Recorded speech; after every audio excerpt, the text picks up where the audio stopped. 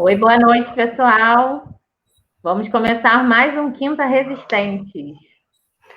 Boa noite, boa noite. Estamos ao vivo em mais um Quintas Resistentes. Lembrando que estamos aqui todas as quintas, às 6 da tarde, ao vivo. E hoje nós vamos conversar com a Paula e com a Ana. A Gabi vai apresentar daqui a pouco. Então, vocês já podem mandar seus comentários, já podem mandar suas perguntas, que no final teremos sorteio. Hoje nós vamos sortear o livro CPV, História, Documentação e Comunicação Popular, e o livro Comunicação Popular na Construção e Preservação da Memória das Lutas Populares no Brasil, nas décadas de 70 e 80. Pois é, hoje temos dose dupla, não uma, mas duas convidadas especiais para bater um papo com a gente. A jornalista Ana Valim, a historiadora Paula Salles, que inclusive são autoras do livro que a Jéssica acabou de citar e que vão ficar aí para o sorteio. Então, comentem para poder ganhar o livro, torçam para serem sorteados. E obrigada por aceitarem nosso convite, Ana, Paula. Sejam bem-vindas ao Quinta Resistência. Bom, o prazer é todo nosso, né? Então, vamos começar. Eu vou pedir, assim, de início, para que vocês façam uma breve apresentação. Primeiro a Paula, depois a Ana, e contar um pouco o que motivou vocês a iniciarem as pesquisas de vocês. Boa noite a todos. É um prazer estar aqui no Quintas Resistentes, um programa tão oportuno para os nossos dias atuais, né? Esses dias de tanta violência de Estado, tanto ódio, tanta desinformação, né? E o que a resistência à ditadura pode nos ensinar, né? Quais são os aprendizados que a gente pode tirar dessas histórias. Então, eu estou aqui para contar um pouco da história do CPV, que é uma entidade, uma associação que se formou na década de 70 e atua, né, atuou nesse período, 70 e 80, e atua até os dias atuais. Essa entidade foi motivo do meu mestrado, né, da minha pesquisa de mestrado. Ela surgiu na minha vida depois que eu trabalhava no projeto Memória da Oposição Sindical Metalúrgica em São Paulo, um projeto coordenado e levado pelo IEP, uma organização que se forma em torno desses companheiros de luta desse período. É um lindo projeto de memória e história desse período e da luta da classe trabalhadora. Então, através desse projeto, eu me aproximei do CPV e quando eu descobri o seu acervo, eu fiquei apaixonada. Eu falei, nossa, como não existe uma pesquisa sobre isso, né? Era um acervo gigante, com muitos registros de lutas, impressionante, né? Um acervo que estava num espaço inadequado, tinha atendimentos à pesquisa, mas também era um atendimento que ele não era aberto ao público, tinha que fazer agendamento, então tinha uma série de complicações naquele momento, era 2011 mais ou menos, e eu me apaixonei e entrei nessa a fundo, né? Até então, eu me formei em 2001, eu não tinha muito interesse assim em fazer mestrado exatamente, né? Estava seguindo um caminho mais da pesquisa, tinha sido professora também, mas quando eu descobri o CPV, eu falei, não, aqui está um lugar que precisa ser trazido de alguma forma, né, divulgado, e aí foi onde eu me engajei. Não sei, posso falar um pouquinho mais do CPV? O que vocês me dizem? Pode falar, mas se a Ana quiser se apresentar agora, depois a gente entra mais a fundo nessa questão. Então, boa noite, né, para todos vocês que estão participando dessa nossa live. E é um orgulho enorme de estar presente, porque eu dei uma olhada nas pessoas que já participaram. Gente, é memorável, né? Então, a gente se sente bastante lisonjeado ou lisonjeada de estar participando E eu gosto muito do trabalho do NPC também. Conheci o Vitor Gianotti, conheci a Claudinha, e agora estou tendo a oportunidade de conhecer vocês também.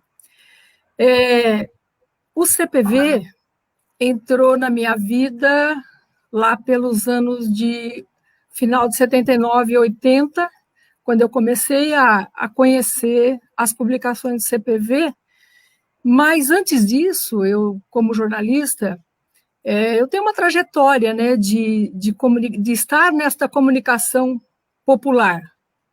Então, eu tenho aí mais de 30 anos de jornalismo, e durante essa trajetória, eu atuei nos movimentos populares, atuei em sindicatos, atuei em pastoral social, fundações, organizações não governamentais, etc. e tal. Aí chegou um momento que eu pensei assim, meu Deus, da onde? Qual é a origem dessa minha trajetória? Por que eu entrei nesses caminhos, né?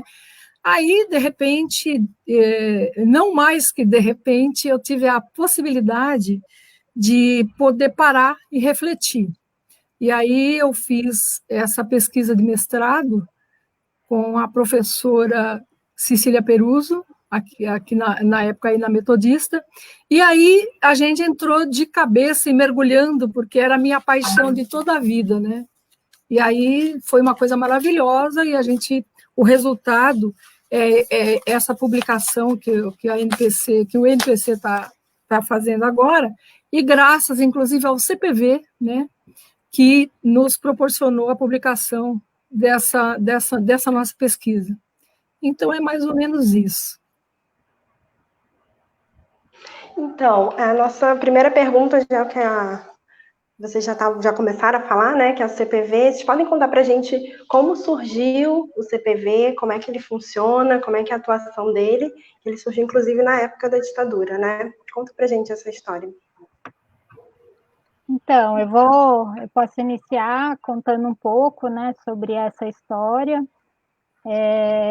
Antes eu queria fazer uma menção também à Cláudia, NPC, e os organizadores do Quintas Resistentes, né, que o nervoso às vezes faz a gente engolir algumas palavras, esquecer de algumas coisas importantes, mas é uma honra mesmo estar aqui. Obrigada a vocês que estão organizando.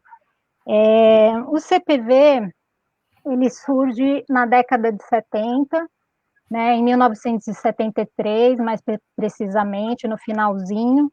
Então, aí, terminando o governo Médici, né, iniciando o governo Geisel, o que vai ser um governo marcado por uma política, né, famosa, abertura lenta, gradual e segura, né? Até então, a gente tinha uma ditadura bem fechada, né? Tivemos em 68 o AI-5, tivemos uma série de repressões, assassinatos, perseguições, a população vivia sob o medo, né?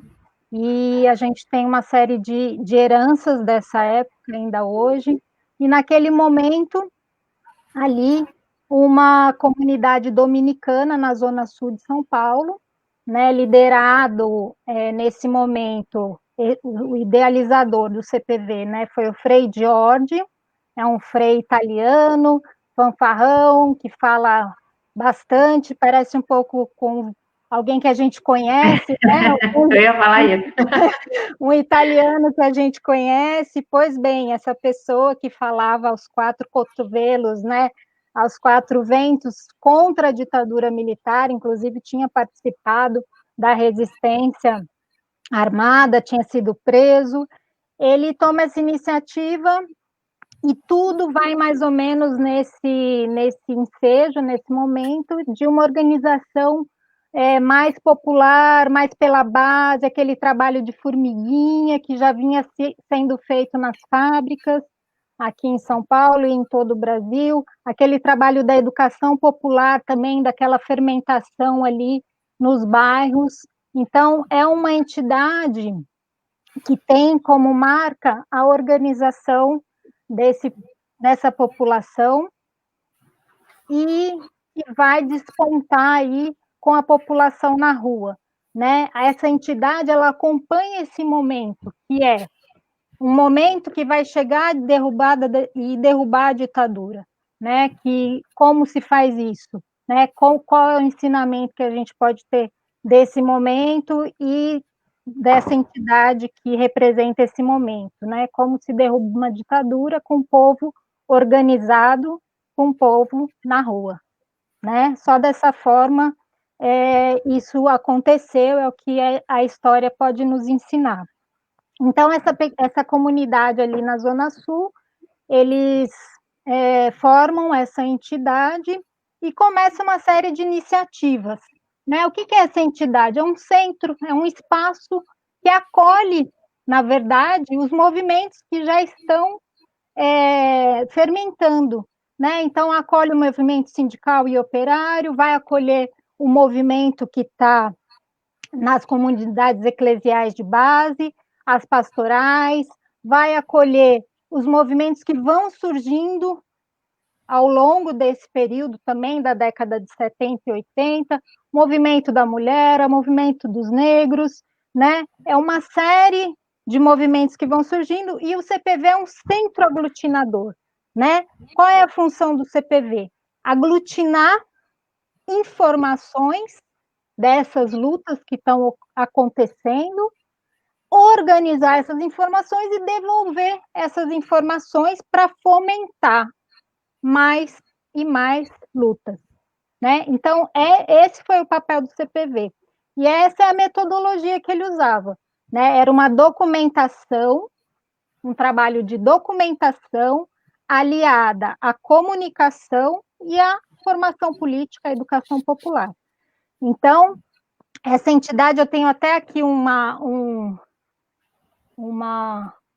cartilhinha do período que mostra um pouco, né? O que esse centro faz, né? Tá meio torto, mas acho que vocês estão vendo, né? Deu para ver sim. Né? É um espaço que vai aglutinar a arte, vai aglutinar a cultura, vai aglutinar tudo quanto é expressão da nossa cultura popular, da classe trabalhadora, sempre pensando em colocar o nosso povo, né, as nossas mulheres e homens que buscam melhores condições de vida, num lugar de sujeito histórico. Né? O que é isso? O que é o sujeito histórico? É aquele que toma para si, né, junto com outras pessoas, naquele lugar onde ele vive, naquele trabalho, toma para si o quê? As rédeas da sua vida e da sua vida, não só da sua vida individual, mas da sua vida coletiva, da sua vida em conjunto com outras pessoas. Então, o CPV representa isso, ele é, sem dúvida, o local em que mais tem registro, né? Quando eu falo registro, não é só documento escrito, papel, porque na época não tinha internet, né? Mas é documento audiovisual, filmes em VHS, fitas cassete, tudo quanto é coisa. É o lugar que tem isso do Brasil inteiro, né? Então, é o maior acervo das lutas populares e sindicais, principalmente, mas tem de outras frentes também, desse período que a gente está comentando e desse período que eu estudei, que é a década de 70 e a década de 80. Então, falei um pouquinho aí, acho que a Ana pode ajudar a complementar, né, Ana? Só respondendo a que teve uma pergunta, o que significa o CPV, que eu acho que ela é Centro de Pesquisa Vergueiro, só para colocar o nome. Na verdade, antigamente. Mudou, né? Ele era Centro de Pastoral Vergueiro. E aí ele passa a ser denominado, num segundo momento, acho que foi lá para 89, né, Paula? Ele passou a ser Centro de Pesquisa e Documentação Vergueiro. Isso, Centro de Pesquisa e Documentação Vergueiro. Então, só para ver aí a definição. Maravilha. Então, aí, conhecendo um pouco mais o CPV. O CPV, assim como outros centros de documentação, eles são estimulados, eu não sei se necessariamente o CPV, porque aí foi uma iniciativa do Frei Jorge, né? mas também existia toda uma movimentação latino-americana de estudiosos e pesquisadores da comunicação. E eles faziam um estudo desde a escola de Frankfurt, que os estudiosos falavam contra, assim, radicalmente contra os meios de comunicação de massa. Eles diziam que esses meios de comunicação de massa eram instrumentos ideológicos da classe dominante. E que, por isso, também eles, olha que coisa linda que é o caldo da comunicação popular que o CPV tão bem desenvolveu. Então, tinha o pensamento desse pessoal de Frankfurt, lá o Adorno, Theodor Adorno, um monte de gente lá da Alemanha. Aí vem essa radicalidade contra os meios de comunicação, quer dizer, fazem a cabeça do povo e vão dominar todo o povo, porque a burguesia vai dominar, porque o sistema dominante vai oprimir. Aí chega aqui na América Latina, aí são outros áreas, né? Então, haviam estudiosos aqui, era gente assim, era um barato, saía do país, ia para outro, porque eram tudo exilados, que os sucessivos golpes faziam que esse pessoal ia para cá, ia para lá. E esse pessoal, então, esse grupo de estudiosos, eles começaram a estudar as experiências de comunicação na América Latina. Então, a partir da escola de Frankfurt, mas também já propondo uma nova teoria, um novo modo de ver a comunicação. E aí, quem é o grande inspirador deles? Paulo Freire. Paulo Freire, que propõe uma educação, uma comunicação dialógica, uma comunicação horizontal e uma comunicação participativa. Detona toda e qualquer comunicação tradicional, porque os movimentos populares, os grupos de base, eles não podem ter assim, as mesmas estratégias dos meios de comunicação, os grandes meios de comunicação, porque nós somos diferentes, nós temos, os movimentos tinham suas necessidades específicas, então, para isso, foram estudando. Gente, é uma coisa encantadora. Então, por exemplo, a Paula mostrou, eu também quero mostrar. Olha que bonitinho. Aí eles esse pessoal faziam cartilhas desse tipo assim, opa, para cá. Olha, então eles ensinavam, como que a gente vai fazer uma entrevista coletiva? E o CPV vendia isso aqui na época, divulgava, né? Então, a notícia popular, o que é a notícia popular? E aí tem uma série deles ensinando a fazer. Tem uma outra bonitinha também, olha que bonitinho. Opa! Como fazer um jornal mural. Essas coisas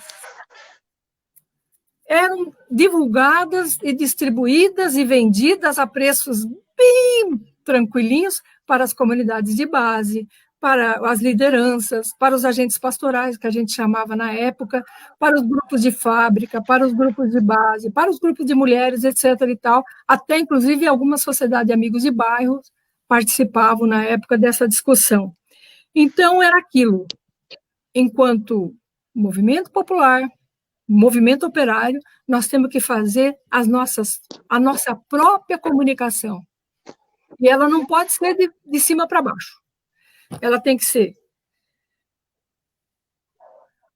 que promover o diálogo, ela tem que promover a horizontalidade, quer dizer, ninguém chega lá e, sabe, tipo o que a gente vê nos meios de comunicação, eles fazem a pauta, eles determinam o que vão falar e falam da maneira que querem. Não, nos movimentos populares, na comunicação popular, a coisa não era assim, depois a gente vai comentar um pouco mais. Claro, muito bom, muito bom. Adorei ver essas cartilhas, é tão importante, né, a gente resgatar essa memória da comunicação popular e como o centro tem esse papel importante também na formação, né, dos comunicadores populares num momento tão importante.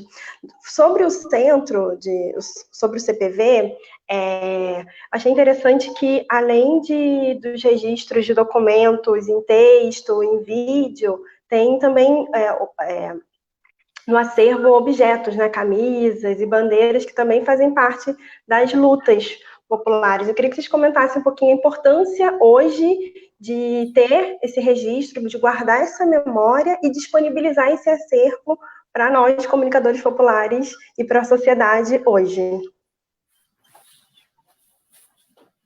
A importância, né, de tudo isso é a gente resgatar, né, essa raiz, essa identidade de lutas, né? Todo momento, a gente tem uma fala dizendo: o povo brasileiro é um povo que é acomodado, é um povo que não luta, né, que não quer saber de política, né? Então, a gente resgatar, né, as nossas raízes, né, as nossas raízes negras, africanas, as nossas raízes indígenas, as nossas raízes portuguesas, as nossas raízes de luta, principalmente contra a opressão do sistema capitalista, é o que esse acervo ele pode nos ajudar. E a Ana estava falando, né, dessas cartilinhas.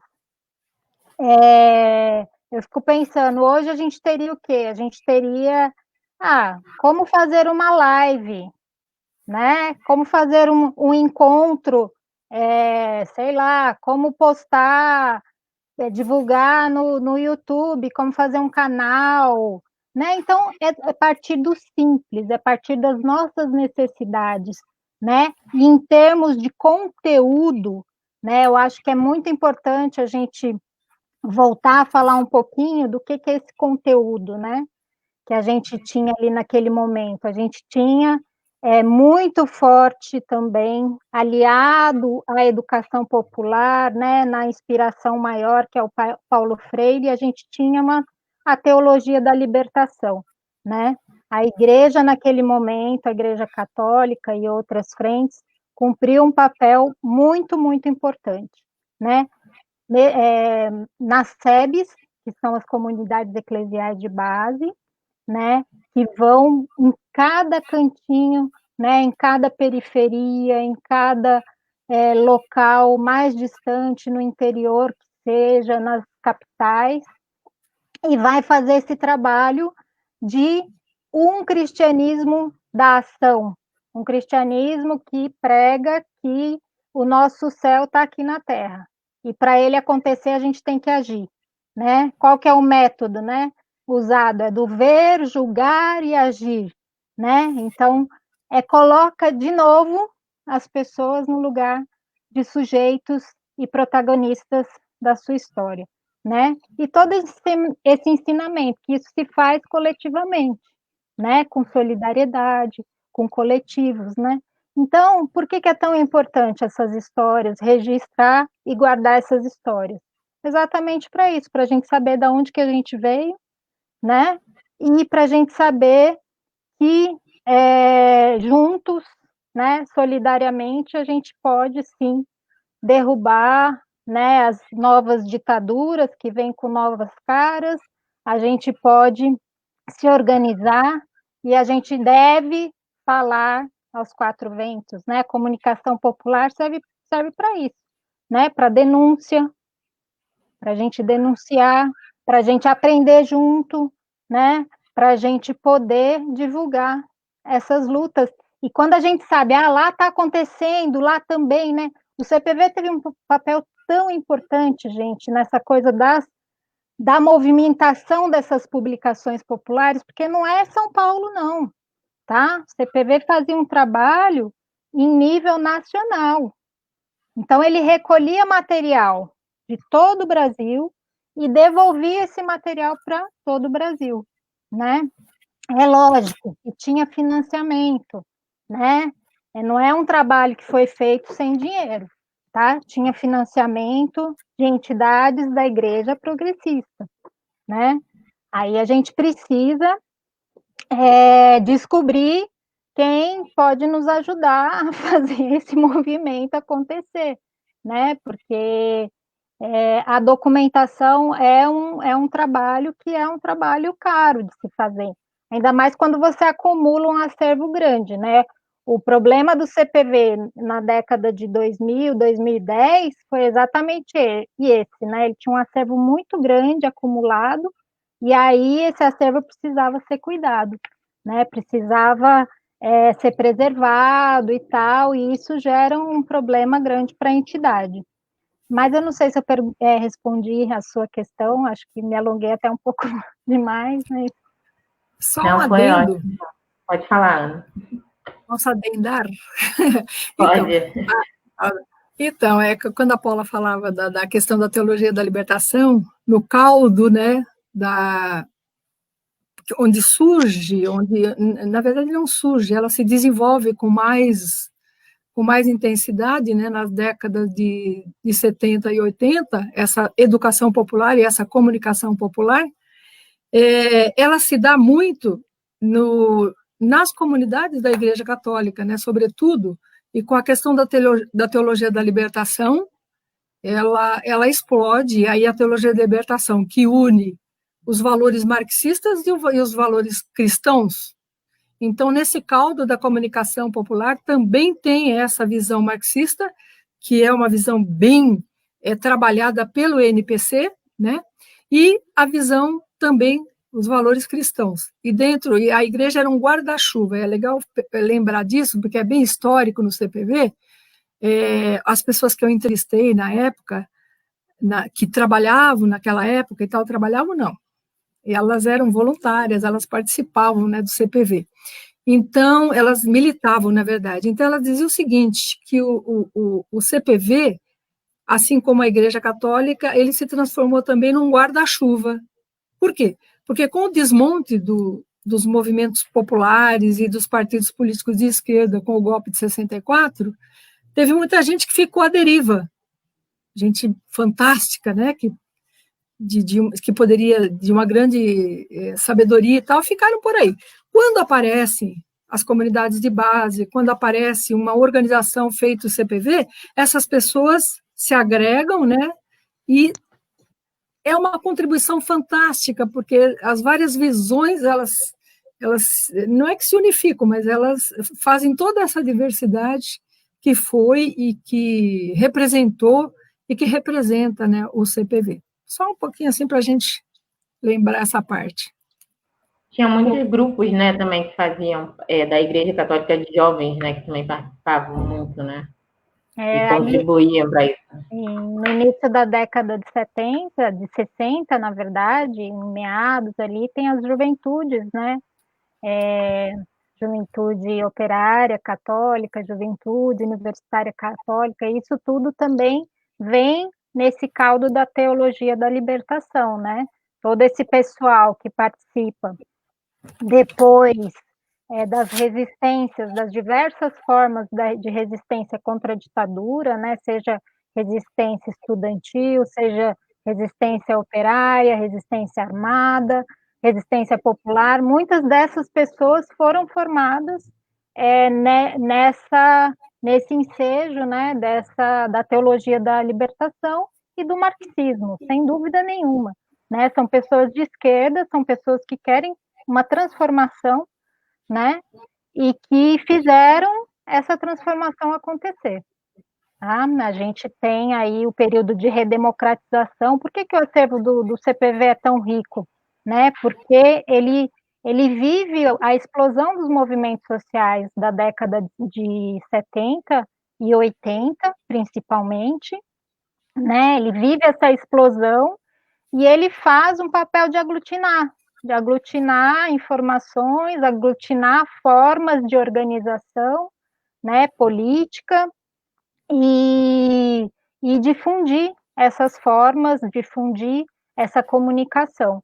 Então, o seu acervo é muito significativo por conta de que ele viveu o sentido da vida do CPV são as lutas, né? Ele não é um arquivo tradicional, como um arquivo de uma universidade ou um arquivo público que guarda materiais, você vai lá, em geral pesquisadores, não, ele é um arquivo que quem frequenta é quem está buscando a organização, são essas lideranças que despontam, em geral, os militantes, né, e que vão trazer a população, os trabalhadores, as trabalhadoras, as mulheres, né, os negros, vão trazer, vão aglutinando as lutas que vão acontecendo. Então, é muito importante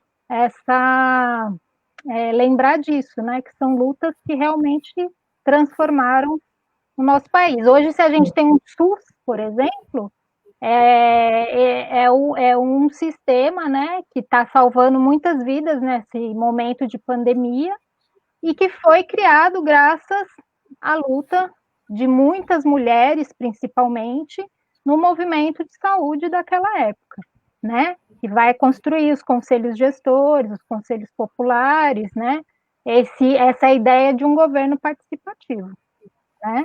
Maravilha, riquíssimo, Paula. Antes de eu fazer a próxima pergunta, eu só vou lembrar o pessoal de comentar para participar lá do sorteio do livro, gente. Comenta aí, mandem perguntas para a gente fazer ao final da live também. Eu vou fazer uma pergunta agora, enfim, acho que é mais para a Ana, mas se a Paula também quiser falar. Queria que vocês falassem um pouco, que a Ana já até introduziu um pouquinho, da importância da comunicação popular para as organizações, movimentos de lutas populares, né, até os sindicatos também, que é outro tipo de comunicação, né, os desafios que encontram até hoje e um pouco da importância disso para conseguir atingir essas pessoas. Olha, a comunicação popular, ela não foi a única, mas ela foi um dos elementos que contribuiu muito na época da ditadura para no processo de redemocratização do país. Outra coisa importante, né, através da comunicação popular, outra coisa, peraí, antes de falar nisso, eu queria dizer o seguinte, quando a gente fala de arquivo do CPV, a gente não pensa no arquivo morto, mas a gente pensa no arquivo vivo. Inclusive, a minha pesquisa, o tema da minha pesquisa, o título, né, seria assim, que é a construção e memória das lutas populares no Brasil da década de 70 e 80. Então, não era uma coisa assim, tipo, sabe, vamos guardar essa papelada. Não, essa papelada era aquilo que a Paula falou, era de mão dupla, porque ela era... Como é que era produzida? Aí já entrando na sua pergunta. Como é que esses materiais eram produzidos? E não é só boletim, não é só... Eu tenho aqui, essa aqui, deixa eu ver, acabar o comentário, eu vou mostrar para vocês. Olha, que bonitinho. Esse aqui foi o CPV que fez, ó. As 7 vidas de Curisco, o gato. Sabe o que era isso aqui? Tinha essa cartilinha, e aí tinha um conjunto de slides. Já ouviram falar em slides? Faz tempo, né? Então, aí tinha esses slides, aí a gente tinha as reuniões, né? Ou na igreja, ou sei lá. Aí passando, papá, papá, papá, e a cartilinha, ela dava todo embasamento para um debate, então tinha um momento de reflexão, papapá, papapá, momento de ação. Então, essas coisas aconteciam ao mesmo tempo que se escrevia, ao mesmo tempo que se debatia, se pegava aquilo que foi debatido, transformado ou nisso aqui, num slide, ou num boletim, ou numa camiseta, ou num cartaz, ou num bottom, a gente usou muito bottom, agora está voltando, nos bottoms, etc. E tal. Então, e tinha outras coisas, tinha radionovela em fita cassete. O CPV produziu muita radionovela em fita cassete. Eram todos canais populares, e eram os instrumentos que se tinha na época, né? E era assim, os movimentos faziam, e o CPV recolhia, e ou arquivava, porque aí já era fazendo a preservação da memória das lutas, porque nesses boletins se tinha toda uma história daquilo que foi feito, né, de cada movimento, mas também era a preservação dessa memória, porque a gente não vai encontrar isso em lugar nenhum. Como diz o professor Luiz Roberto, ele diz o seguinte, olha, a memória dos pobres não é a memória dos grupos dominantes. Ou seja, você tem que fazer a sua memória. Porque se não foi feita essa memória, as lutas vão se perder, porque ninguém está preocupado, Globo, sei lá, Record, não interessa, ninguém está preocupado em preservar a memória dos grupos empobrecidos da sociedade. E a comunicação popular, ela faz exatamente isso, né?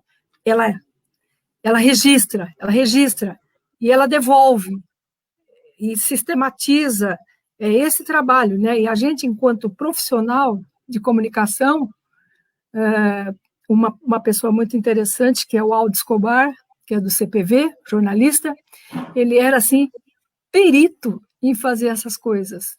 Vamos pensar, vamos devolver toda essa riqueza, como é que a gente vai devolver? Então, eu me lembro que fazia-se na época, e que eu acho uma coisa muito interessante, oficina de comunicação popular. Então, eu trabalhei um pouquinho lá também, foi legal. Então, a gente ia nos grupos de lideranças sindicais, ou ele, no caso, até a Zetildes, foi uma que fez um comentário, e ela tá nos ouvindo, e ela participou lá no Jardim São Savério de uma oficina de comunicação, e eles começaram a fazer um jornalzinho, jornal simples. E aí fizeram esse boletim e depois desenvolveram sua própria comunicação e tal. E quem fazia essa oficina era o Aldo, era um dos responsáveis. Eu tive a oportunidade e o prazer de participar de alguma delas. Essas coisas, essa assessoria, elas são fundamentais para os grupos, para os movimentos populares. Ideias, mas tem que ter essa sistematização, essa devolução. A gente discute tanto e a gente tem que devolver também essas coisas. Então, enquanto profissionais de comunicação, a gente tinha muito essa função, que é aquela do intelectual orgânico, né? É aquele cara que, eu não me considero intelectual, mas em todo caso profissional. Então, é aquele que está com o pé no chão. Não adianta você devagar, não.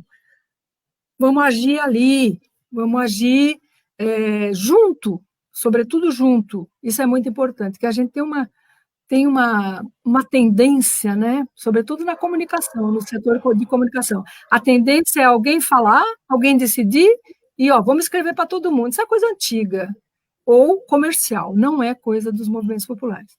O movimento popular hoje, eu acho que o que tem que acontecer hoje com a comunicação popular?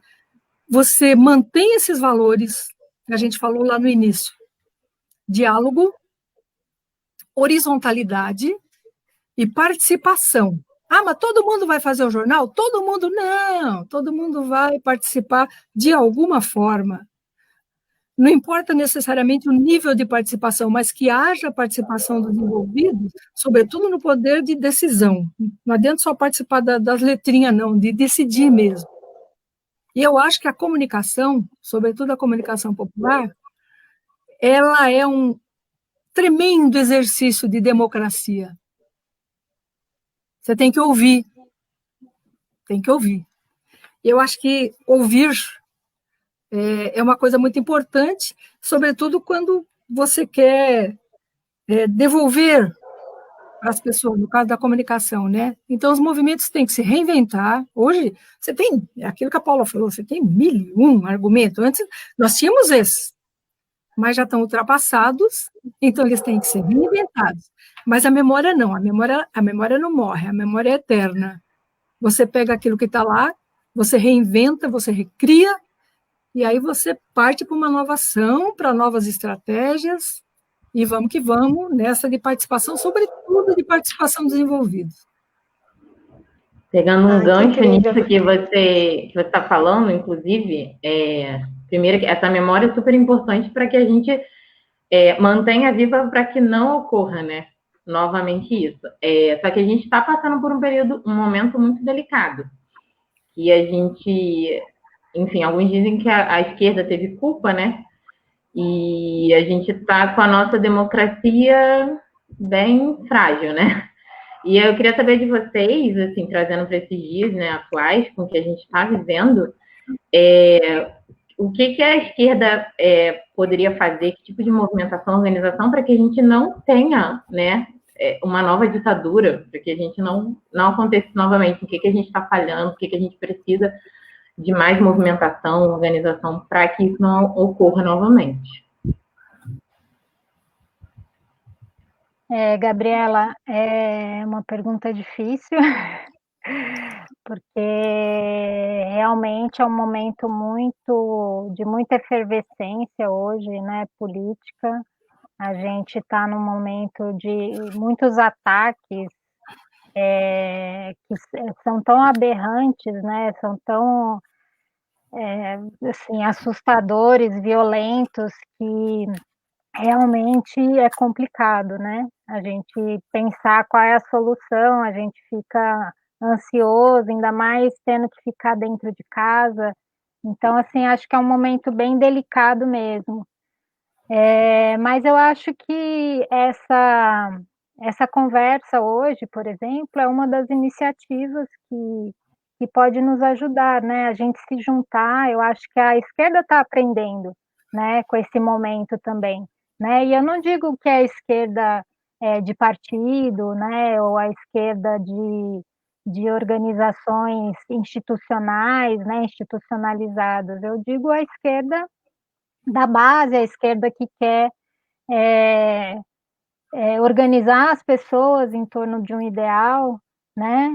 A esquerda que quer essa comunicação, é a esquerda que é o dia a dia, né? Não é uma esquerda de partido, né? Eu acho que um ensinamento que o CPV traz, né? Que ele registra, que é esse momento que eu falei, né? A organização da população e o povo na rua, né?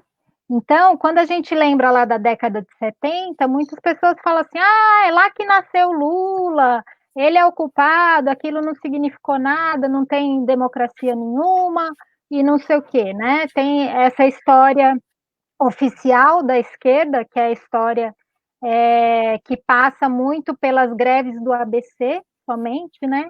Mas eu diria para vocês que aquele momento das greves no ABC é apenas a ponta do iceberg, né? Essas lutas, elas são muito maiores e muito mais profundas e alcançaram milhares e milhares de pessoas, né? Então, não são lutas que um líder só pode representar e pode dizer o que fazer ou não fazer. Eu acho que a gente errou muito, sim, errou em apostar numa liderança. A gente tem essa tradição, né, de se agarrar num Messias, num líder e achar que ele vai solucionar a vida de toda uma população, né, e a gente, por aquele aprendizado, aquele momento, a gente vê que não é assim, porque a riqueza está no dia a dia de luta, a riqueza está nesse protagonismo,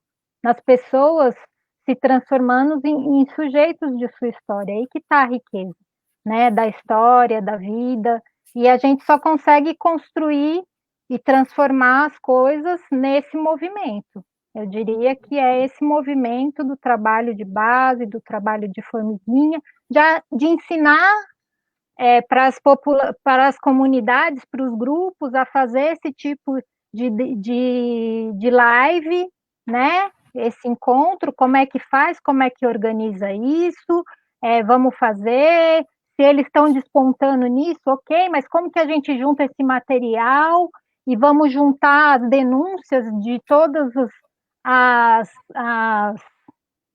mortes da população negra que está tendo na periferia, e vamos fazer um abaixo-assinado, e vamos fazer uma denúncia internacional dessas mortes, né? E era assim que se fazia, né? Antes com outras... A gente tem muita tecnologia, a gente tem que aprender, eu acho que uma das lições que a gente tem que aprender é usar essas tecnologias ao nosso favor, né? E, bom, eu não sei, eu acho que em relação um pouco mais a essa organização do CPV, né? O que o CPV mais representa, né?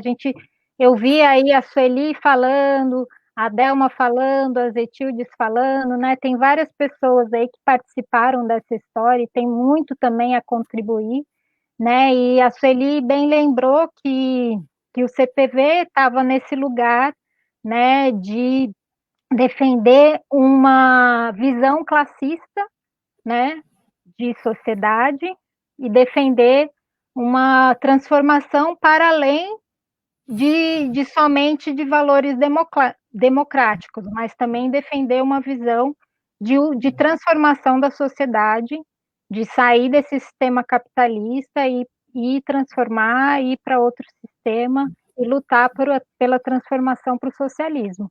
Então, essa é a grande diferença. Esse passo a gente não deu, nem sequer chegamos perto dele, mas ali tinha muita gente querendo fazer isso, às vezes nem sabendo exatamente o nome ou o quê, mas participando e se colocando como sujeito dessa história. Então, se a gente pode caminhar para algum lugar diferente, eu diria que seria essa caminhada mesmo. É a luta, né, gente, todo dia. Uhum. Nós mulheres, então, nem se fala. Vocês, mulheres negras, então... Então, vamos que vamos. Nessa década, nas décadas de 70 e 80, havia uma coisa muito importante, que era a união das lutas, né? Então, a gente ainda não tinha chegado, alguns, a maioria, a gente que eu falo é partido político, não tinha chegado no poder via parlamento. A maioria, nós estávamos fora, nós estávamos à margem do parlamento, algum e outro representante no parlamento. Então, a gente lutava, como a Paula falou, cada um na sua ideologia, no seu afã, os cristãos pelo reino de Deus, na construção diária e cotidiana do reino de Deus, o pessoal mais politizado por um socialismo, por uma sociedade socialista, comunista, e cada um, mas as lutas, havia unidade de lutas. As lutas populares, elas tinham um vínculo. E uma coisa muito importante é que elas partiam de um lugar comum que era a periferia. Era onde as pessoas sofriam, era onde as pessoas viviam na carne a falta de saneamento básico, a falta de transporte, a falta de moradia, os preconceitos, a marginalização, e etc., a falta de trabalho. Então, era dessas periferias que vinha todas essas lutas. E elas se uniam, elas se entrelaçavam entre si, via igreja, via pastorais sociais, via sindicato, porque os sindicatos tinham um pé enorme nas periferias na época. Eu me lembro que no início eu entrevistei o Anísio Batista, por exemplo, e entrevistei o Valdemar Rossi, etc. e tal. Então, eles falavam desse pé das organizações, dos movimentos, esse pé na periferia, esse pé no chão. Ninguém era escritório, as coisas não eram feitas no escritório, as coisas se davam a partir da periferia. Então, havia essa luta. E uma coisa que eu acho que as esquerdas esqueceram, e por isso a gente está sofrendo o que está sofrendo, foi a formação, foi a vivência nos grupos de base. Né? Então, nós não temos mais grupos de base. A gente é um monte de gente se falando por WhatsApp, se falando no Facebook, mas cadê o espaço físico de debate? Nós não temos mais espaços físicos de debate, salvo alguns privilegiados. A grande massa da população, sobretudo nas periferias, não existe mais espaço de debate. E o debate, ele enriquece a ação, né? A organização, a ação dos movimentos. E a gente, eu não, assim, a gente que eu falo, as esquerdas, o pessoal aí que era da luta, o que fizeram? Chegaram no poder parlamentar, acharam que tinham ganhado o mundo, o Brasil é nosso. Não, não é nosso, não. Tanto que a gente está vivendo o que está vivendo. Porque esqueceram as bases, porque acharam que as bases não serviam mais, né? Porque já tinham chegado no poder. E isso não é verdade. Se você não tem um espaço de debate, você não tem novas ações articuladas, ações que vão dar em alguma coisa. Tem, né? Então, por exemplo, vamos chamar aí por WhatsApp. Por exemplo, hoje existe todo um movimento que eu acho maravilhoso, porque com toda essa pandemia, com toda essa loucura, a gente vê gente na rua, gente, lutando pela democracia, lutando contra o preconceito racial, lutando contra a violência. Eu acho a coisa mais encantadora, me representam mesmo, porque eu não posso sair de casa porque eu sou de grupo de risco. Estão representando a gente. Mas eu quero saber também assim, estamos lutando, estamos protestando, e o que a gente quer? Que país que a gente quer? Se a gente não tiver essa resposta, a gente só vai ficar no protesto. E o protesto, ele hoje está grande e amanhã ele está pequeno. Ele derruba, mas ele também tem que, ter uma perspectiva assim, de ação, de planejamento, do que é que a gente quer, que país que a gente quer. Então, faltou lá atrás, nesse tempo aí faltou esse espaço de debate, hoje está faltando também esse espaço de debate, porque os grupos de base foram deixados de lado.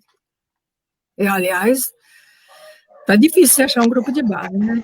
E, Ana, então você acredita que falta, então, um projeto que traga a unificação dessas lutas? E você vê que a comunicação popular ela tem um papel fundamental nessa articulação de aproximação com a periferia, de aproximação com as bases? Ana e Paula, né? Então, só para dar uma continuidade, né?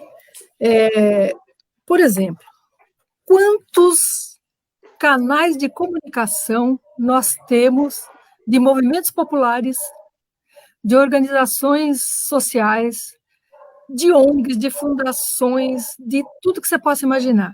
Esses canais conversam?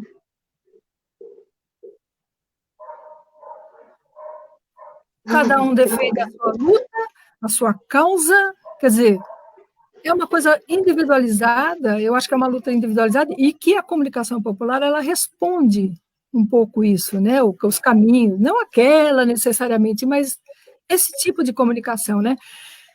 Ou a gente se une e se articula, ou a gente não vai sair do lugar, a gente vai ficar no protesto a vida inteira. Que já é bom, viu? Já é bom. Essa Fala. Pode falar. Não, só queria lembrar que essa articulação, né, entre as diversas, tem as especificidades, né? Por exemplo, o CPV tinha muitos encontros, né, que eram promovidos entre entidades, movimentos que estavam interessados em comunicação e documentação popular. Então, isso acontecia, existiam trocas efetivas, existia trocas ali de metodologia, trocas de materiais, troca de experiências. Então, é isso, eu tenho que conhecer o que você faz, olha, tá legal o que você faz, eu quero fazer igual, eu quero levar essa experiência para lá, olha, mas lá a realidade é outra. Então, assim, a comunicação, sem dúvida nenhuma, ela é fundamental, né, gente? Onde a gente pode mostrar que a gente está se movimentando, a gente está acontecendo, né? Então, isso precisa ficar evidente, né? Na hora que a gente vai para a rua, as coisas começam a mudar. Vocês viram aí como que da semana passada para essa semana, quanta coisa a gente já não conseguiu, né? E não é só a Polícia Federal e tal, não. Eles fazem, mas eles precisam de sentir que a sociedade está ali para dar um respaldo, né? Eles não vão contra o Bolsonaro sozinhos, porque eles não são idiotas. Então, eu acho que a gente tem um papel, assim, fundamental. Eu queria falar só de uma coisinha que eu não falei, é a questão da justiça de transição, né? Uma coisa que ficou para trás foi eu acho que também tem muitos reflexos até os nossos dias, que foi a gente não ter punido os torturadores, os assassinos da ditadura militar, né?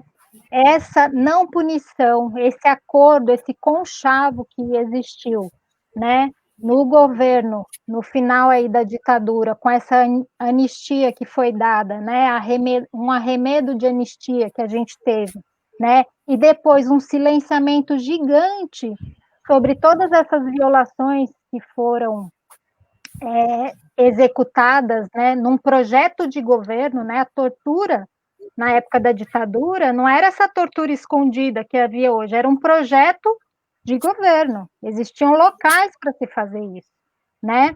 E aí eu acho que essa justiça de transição mal feita, ela interfere em resquícios muito sérios nos nossos dias atuais. Né? Ela também autoriza a polícia militar, que foi criada lá na ditadura, a continuar assassinando como sempre fez. Então, se a gente não tem justiça, se a gente não tem essas pessoas punidas pelo que faz, né? A cada assassinato que acontece, eu sei que deve ser muito difícil, né? Fazer essas denúncias, né? Tem uma rede de ameaças enorme, né? Na periferia e tudo mais, mas a gente precisa encontrar canais de denúncia, nem que seja para o estrangeiro, para onde quer que seja.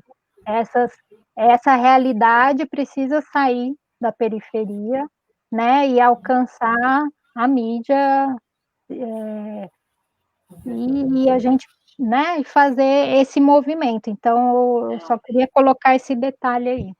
Tá. Antes da gente ir para a pergunta do público, né? E lembrando aí o pessoal de comentar e mandar pergunta, eu acho que seria um pouco mais específico para a Paula, mas assim, para um historiador, como é que é utilizar os jornais enquanto registros históricos, levando em consideração as tendências editoriais que eles possam ter? Por exemplo, se hoje em dia um determinado jornal criminaliza um importante movimento social, como é que a história trata isso?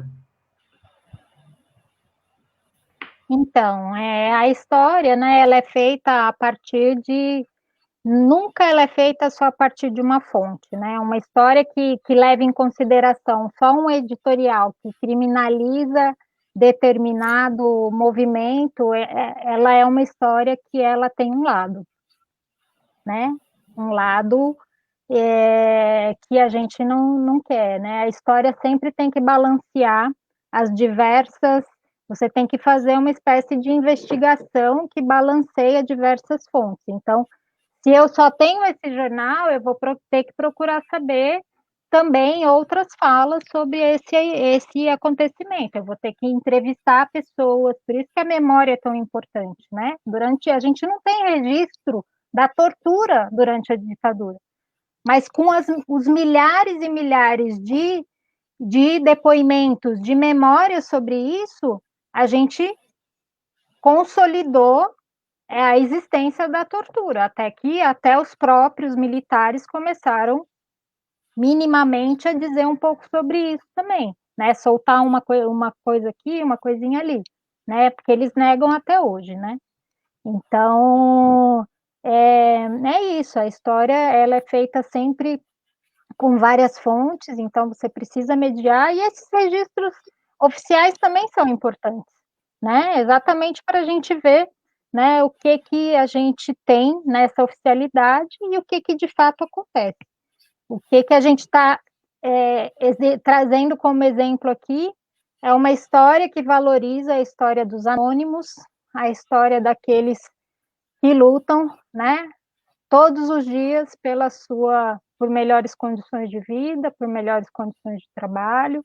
É dessa história que a gente está falando, não de uma história oficial. Né? E a gente é muito carente, como a Ana mesmo disse, o próprio movimento, a própria população não se empenhar em fazer isso, não é o Estado que vai fazer. Né? A gente não tem nenhuma política de Estado, tanto é que o acervo do CPV não encontrou nenhum lugar para ser depositado, porque não existe política de Estado para a história dos trabalhadores, não existe isso. Política de Estado é para registrar os feitos dos governantes, né? Assim como a gente tinha os grandes feitos dos reis, rainhas, né? A gente continua nessa era ainda. Então, o CPV acabou depositando seu acervo agora numa universidade, foi quem acolheu esse rico acervo. Maravilha, essa conversa está muito rica, muito interessante. Gabi, enquanto você vê a pergunta, né, do público, vou fazer um comentário aqui, que quando a Ana falou sobre formação, né, o NPC há muitos anos tem um curso de comunicação popular, forma comunicadores populares há muitos anos, tem várias gerações de comunicadores formados, e como é importante a gente ter esses espaços de formação para aprender, para aprender sobre as lutas, aprender sobre comunicação e também se atualizar sobre as tecnologias e aprender novas formas de se apropriar do que já existe para comunicar com o povo, com a periferia.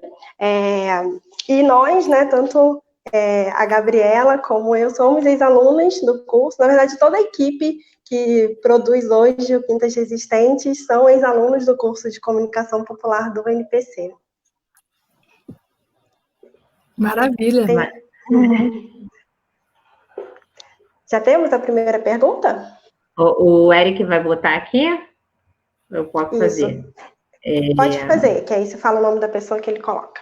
A gente tem a pergunta da Zetildes Lima. Ela pergunta se poderia falar do jornal Hora Extra, que ela falou que chegou um pouco tarde e não sabia se tinha falado, mas não falou. Ela pediu para falar um pouco desse jornal. A gente pode falar, podemos falar. Vocês já querem que eu faça as outras ou eu vou perguntando? Tá, se quiserem anotar, a outra é da Heloísa Cruz. Ela pergunta: Ana e Paula, meus estudos sobre os movimentos pela democratização da comunicação existentes hoje no Brasil dialogam muito pouco com essas tradições de comunicação popular daquele período. Poucos conhecem. A que vocês atribuem? Daqui a pouco o Eric vai colocar aqui também, que aí vocês conseguem ler melhor. Tá, os estudos de comunicação popular, os estudos de comunicação hoje, né? Estudo de movimento pela democratização da comunicação. Ah, tá. Daquele período. Poucos conhecem, aqui vocês atribuem isso. E a última é da Andréa Paula, ela pergunta: a comunicação popular era impressa e hoje virou acervo histórico, que pode ser estudado.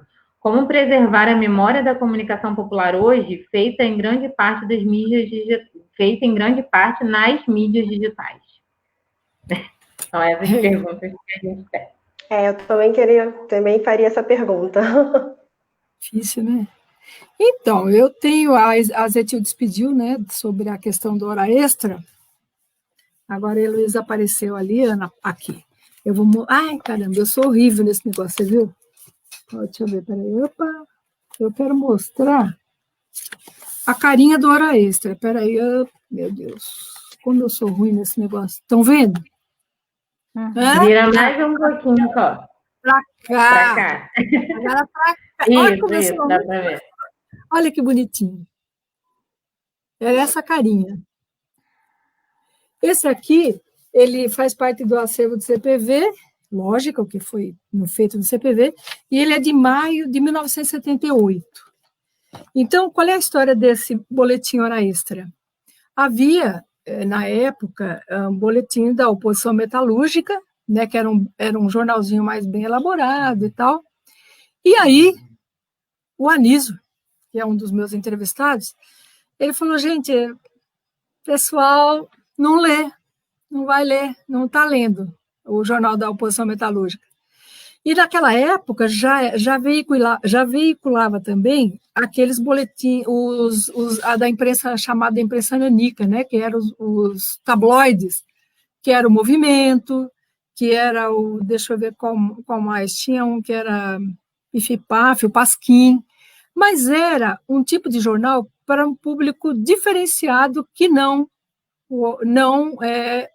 o pessoal mais comum, o pessoal que não era já inserido na discussão política e tal.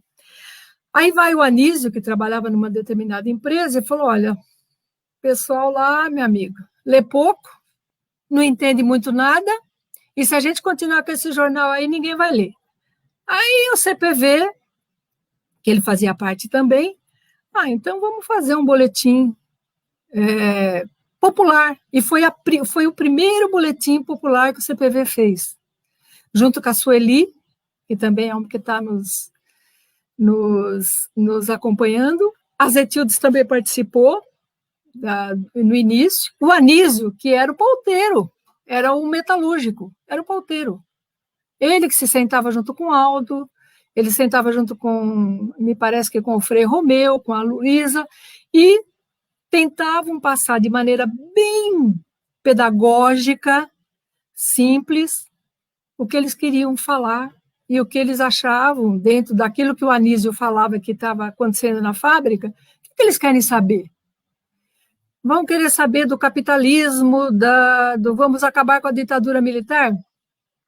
Ninguém entendia muito, porque, inclusive, o pessoal que fazia parte dessa classe trabalhadora, na época, era uma grande maioria vinda do Norte, Nordeste, Minas Gerais, interior de São Paulo, que vinha aqui para São Paulo, ou para o Rio de Janeiro, no caso, esses centros maiores, para melhorar as condições de vida, para trabalhar nas indústrias, né, que estavam em vento em popa e tal, vinham trabalhar. Então, eles não estavam acostumados a falar em política, eles queriam uma coisa mais palpável. Aí apareceu esse jornal Hora Extra, e durou, ele ficou bastante tempo no ar, né?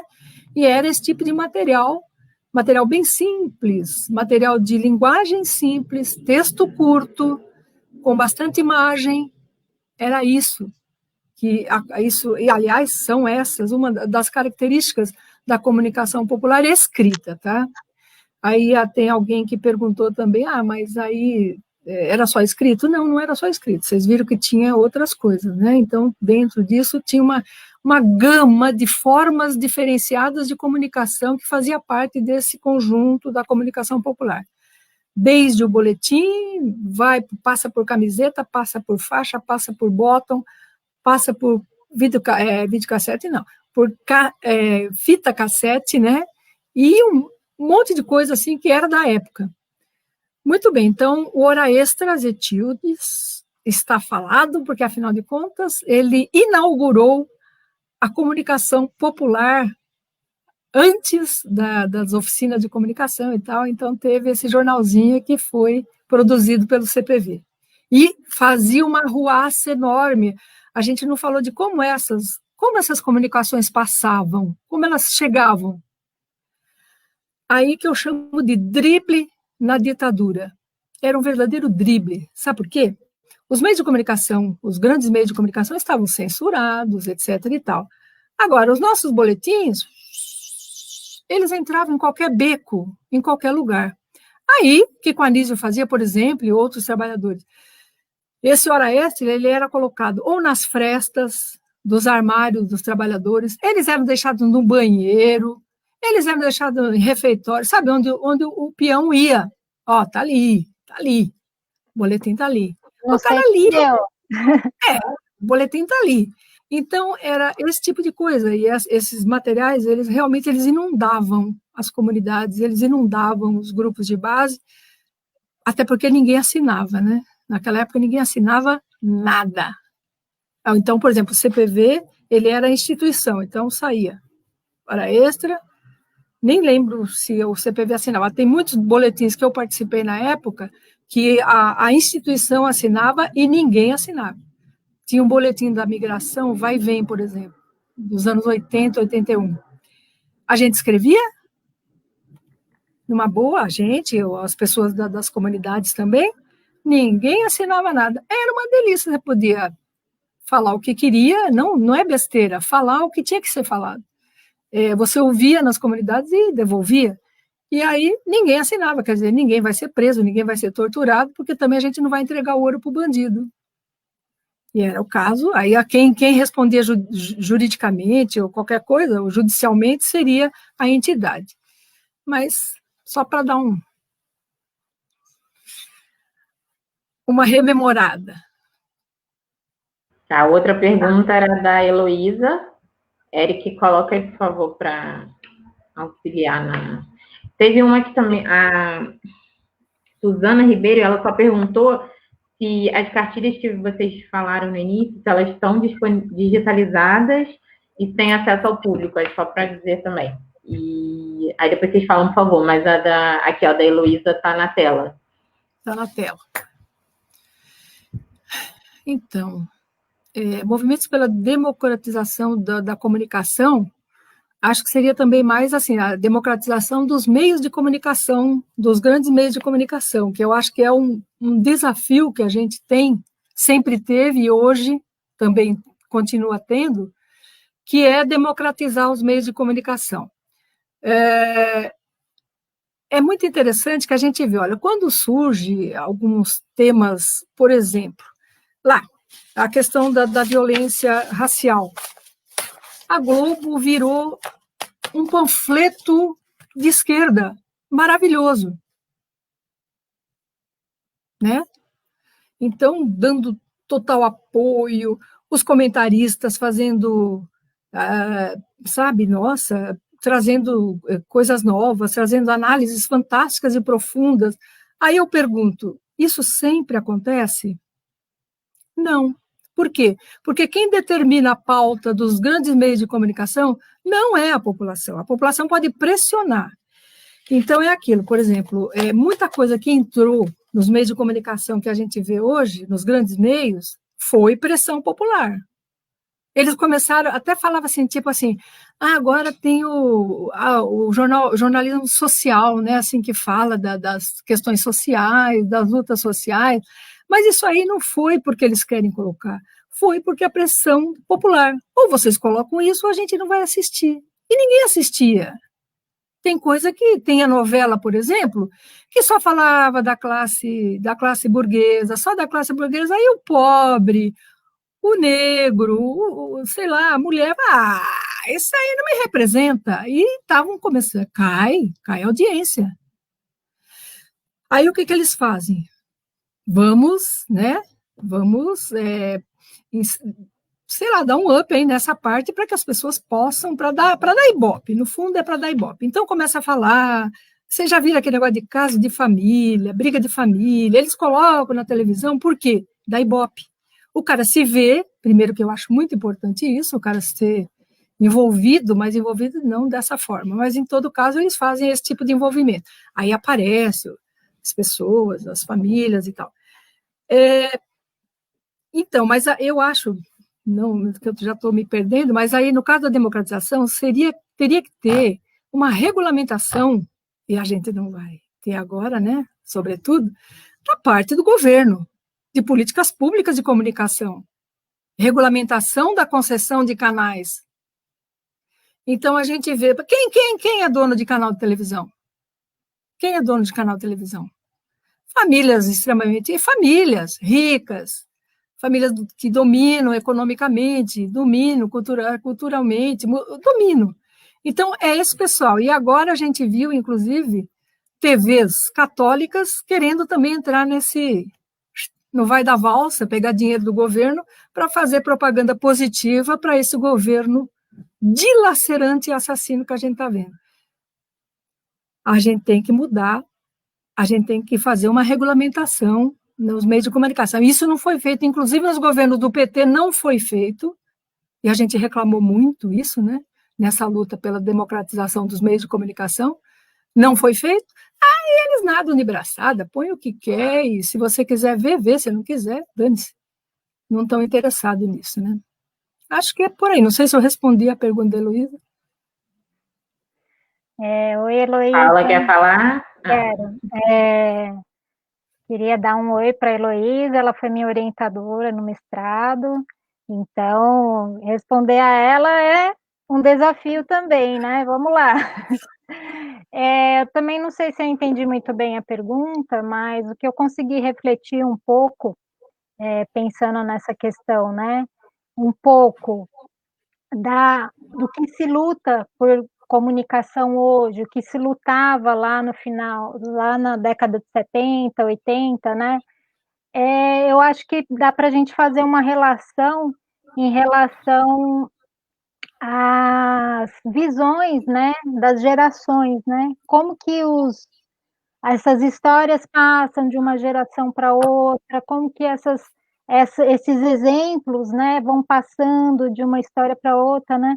No Brasil, né, se a gente não tem um NPC, por exemplo, a gente não tem essa tradição da comunicação popular, né, que vem desse período sendo discutida, sendo revisitada, sendo repensada, mas com toda essa carga que existe, né, de história e de memória em relação a isso, né?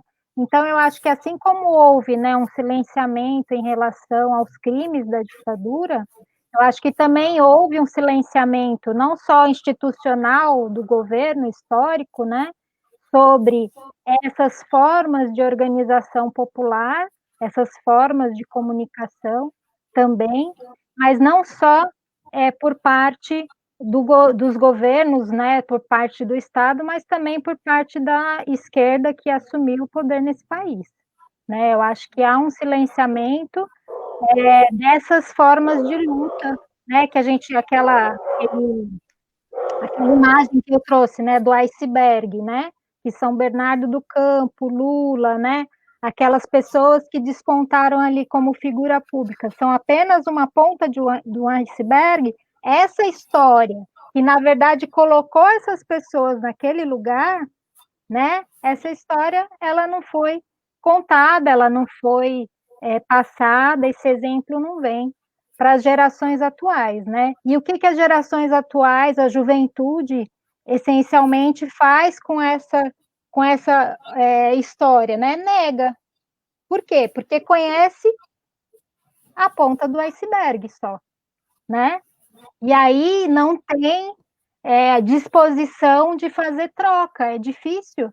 É difícil, eu acho que uma das questões nossas, assim, uma questão que eu me coloco muito é como que se faz o diálogo das gerações, né? Como que a gente conversa com as pessoas que têm tantos ensinamentos, né? E como que a gente também se coloca, né, enquanto protagonista e fala, não, agora a gente também tem o que dizer, a gente também quer fazer diferente, mas precisa conhecer, né, gente? Para fazer diferente, precisa conhecer. Ela tinha perguntado, deixa eu só responder essa questão das mídias. Não sei se já vai passar para essa pergunta. Eu acho que sim, né? Eu estava pensando nela. Você está falando da digitalização do acervo? Das mídias digitais, né? Os desafios que a gente tem hoje em relação a essas mídias, né? Em relação à documentação, vou falar mais dessa área que eu entendo mais, né? Que é a documentação. Então, é um grande desafio, né? O que a gente tem de experiência pública, né? Que a gente possa usar são experiências ainda muito pouco difundidas, então a gente tem alguns repositórios, né, que são locais na internet, que o grande dilema é onde que eu coloco tudo isso, não é? Esse é o grande dilema, você tem milhares de coisas onde você coloca, né, são vários dilemas. Primeiro, como que você seleciona e organiza esse material digital, e depois, como que você guarda ele, aonde você guarda, tudo isso é um processo que exige um dinheiro, né, grande, né? O que a gente tem de mais de ponta hoje é um sistema de organização de arquivos que chama ICAATO, não sei se vocês já ouviram falar, mas que existe um repositório público que faz uma comunicação mundial dos arquivos e ele pode sim ajudar a gente a organizar esse material digital, né? Mas eu acho que tem diversas formas. Aí eu mesmo sempre fico pensando, esse monte de meme, esse monte de coisa que vem no Zap, como que eu guardo isso e tal. Eu até fiz uns testes de como que salva tudo isso e como que seria organizar isso. Mas assim, gente, o nosso grande desafio é a seleção. Esse é o grande desafio, né? Como que a gente seleciona esses materiais, tá? Não adianta colocar 1000 coisas lá sem nome, sem contexto. Não adianta, a gente se perde no infinito que é isso, né? Então, o trabalho de arquivo, ele continua sendo necessário. Você precisa dar nome para essas imagens, para esses textos, para essas coisas. Você precisa criar coleções, você precisa organizar esse material. Não tem como. Então, é muito relevante esse tema. Eu acho que é um tema que a gente tem que discutir. Teria muito mais coisas para colocar aqui, mas acho que não é agora esse lugar, né? Mas a gente pode conversar mais. A Andrea perguntou sobre o repositório do CPV, né? Se tem um lugar que é guardado esses materiais do CPV. Existe hoje, né, no site do CPV, www.cpvsp.com.org, não, é .com.br, é com BR, e lá tem uma parte desses materiais dos quais a gente falou aqui. Essencialmente tem os periódicos, os cartazes do CPV, os periódicos das mais diversas ações populares, sindicais, não é periódico de sindicato, eles deram prioridade para material que ninguém guarda e aquele material que só tem no CPV, então tá lá. Tá? A gente tem uma outra ação que a gente está fazendo agora, que a gente está discutindo com a AEL, que é o arquivo Edgar Leão Roux, da Unicamp, onde está o acervo físico do CPV. O CPV tem um acervo digital bem significativo, são 240 mil imagens, se eu não me engano, e a gente está discutindo um projeto para colocar esse material disponível na internet. Então, em breve vai sair esse material, vai sair o material do Projeto Memória, que a gente está fazendo agora, que esses 2 livros fazem parte desse projeto, então, são 17 entrevistas de história oral, esses 2 livros e um documentário. E isso deve sair em novembro, a gente vai lançar tudo isso junto. Então, é um prazer enorme estar fazendo essa difusão dessa história tão rica e tão significativa, e pessoalmente também, tendo essa oportunidade, né, Ana, de finalmente, né, o mestrado terminou lá em 2013, agora está financiando aí o livro. Espero que seja útil para as lutas e para a continuidade aí desse trabalho de comunicação, documentação, memória. Maravilha. Com certeza, agora a gente vai ter será. 2 sortudos que vão ganhar Os livros. Só um comentário, cpvsp.org.br, para quem quiser lá conhecer Obrigada, o acervo, conhecer, chequei aqui, quiser conhecer o acervo e entender melhor a história do centro, só entrar, cpvsp.org.br. Vamos ao sorteio? Amanda vai chegar? Vamos sortear 2 livros. CPV. Oi, Amanda. Hoje está funcionando, Amanda, o nosso site está de boa hoje? Oi, tá funcionando direitinho. Ah, maravilha. Também queria agradecer primeiro a Paula e a Ana Valim por essa aula maravilhosa. Arquivo é um assunto que pessoalmente me interessa muito. Eu comecei a fazer cinema porque eu queria entrar num projeto de arquivo e edição na universidade. Então, gostei muito de essa aula depois com mais atenção para anotar várias coisas que vocês me disseram que eu não pude. Só fiquei ouvindo aqui, adorando. Vai ficar gravado. Então, se você precisar de mais, entre em contato conosco, né? Que aí a gente também pode estar passando mais coisas. Sem dúvida. Obrigada. Obrigada, é bom saber. Então, como a Jéssica estava adiantando para vocês, a gente vai sortear 2 livros. O primeiro vai ser o CPV, que estava contando agora há pouco. CPV, História e Documentação. Ao contrário. Oi? Não esquece. CPV, História, Documentação e... não, desculpa, é da Ana Valim. CPV, História, Documentação e Comunicação Popular, da Ana Valim, que a Paula estava comentando agora há pouco sobre o CPV.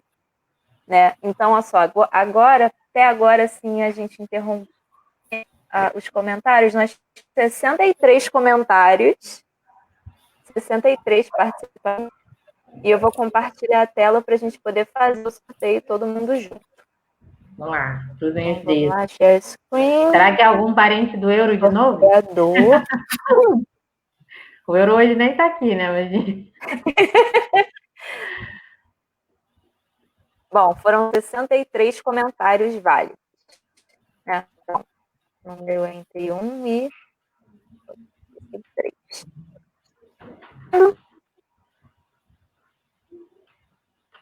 Então, vou sortear agora. E... Olha que chique isso aí, hein? Quando foi o 63? Quem 63 foi é quem? 63? Quem foi o André último Paula? comentário? Acho que foi a André. Jéssica e Gabriela, me ajudem aí. Foi a Andréia Paula? Andréia Paula! Foi? Aí uma Parabéns, querida. Andréia! Historiadora de luta. Andréia, você vai para o CPV, História, Documentação e Comunicação Popular.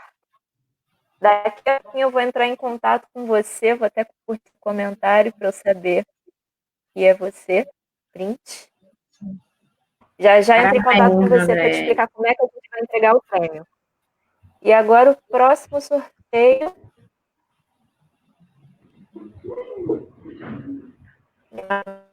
Lento. Então, vamos. Comunicação popular e na construção e preservação da memória das lutas por Brasil, nas décadas de 70 e 80. E vamos lá. Número 12. Gabriela e Jéssica, me ajudem a encontrar o comentário número 12. Não, peraí. Vamos ver todos os comentários. 12.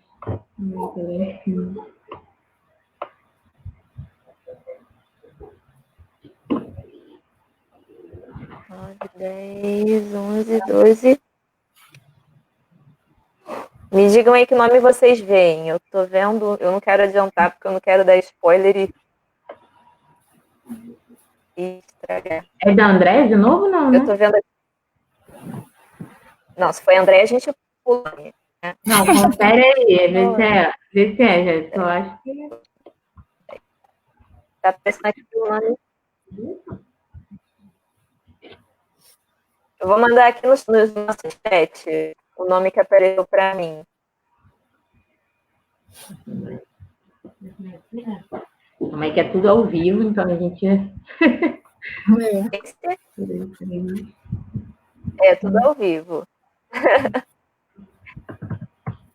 Tá ali no nosso chat. Para mim apareceu a Andréia.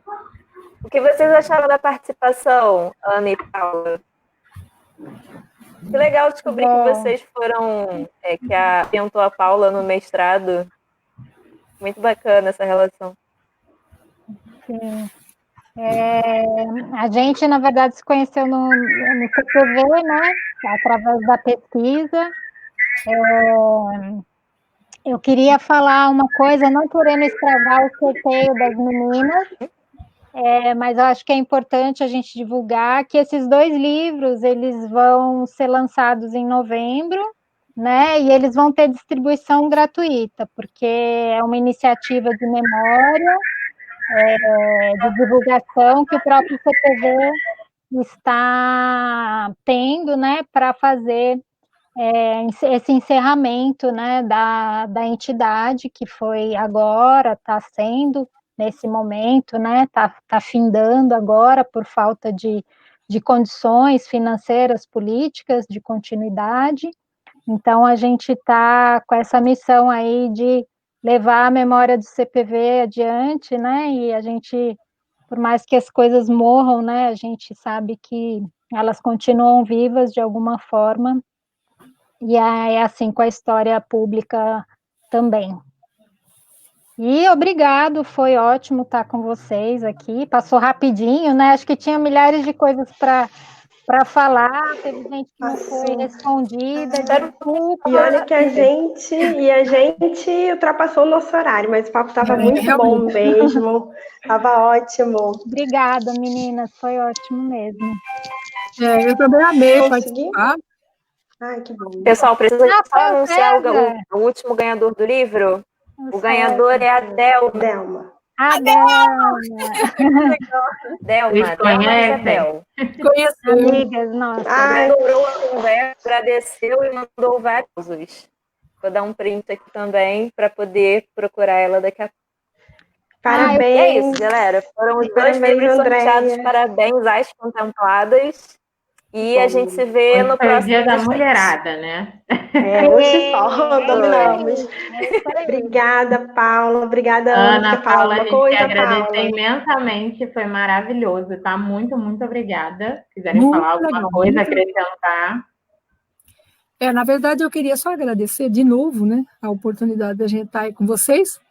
E lembrando que vocês são uma continuidade de todo esse processo, até porque o Vitor, o Genotti, participou desse desenvolvimento da comunicação popular, e a Claudinha também, né? Então, eu acho que essa continuidade desse trabalho é muito importante, e isso é um exemplo do que a gente pode estar fazendo, continuando fazendo, para que esse tipo de comunicação ele se perpetue e também se expanda nos movimentos de comunidades. Eu queria só completar dizendo que o Vitor foi diretor do CPV, inclusive, a oposição sindical metalúrgica teve um papel central na vida do CPV em São Paulo. Eu queria deixar o meu e-mail para quem quiser perguntar, tirar dúvidas, alguma coisa, é paula_Salles, com 2 L's, né, como está aí na tela, @yahoo.com.br. Muito obrigada. Obrigada a vocês. Maravilhoso. Obrigada a todo mundo que participou. Parabéns, a Andréia e a Delma. Lembrando que se você quiser rever esse programa ou assistir as edições anteriores, é só acessar núcleopiratininga.org.br/Quintas Resistentes. núcleopiratininga.org.br/Quintas Resistentes. Na próxima quinta estaremos aqui novamente às 18 horas e vamos conversar com o professor e pesquisador Ari Miranda sobre o movimento da reforma sanitária no Brasil no contexto da luta contra a ditadura. Vai ser muito interessante, não perca. Convido vocês, Ana e Paula, para assistir com a gente. Fiquem ligados. Muito obrigada e boa noite. Boa noite. Boa noite. Tchau, gente. Tchau.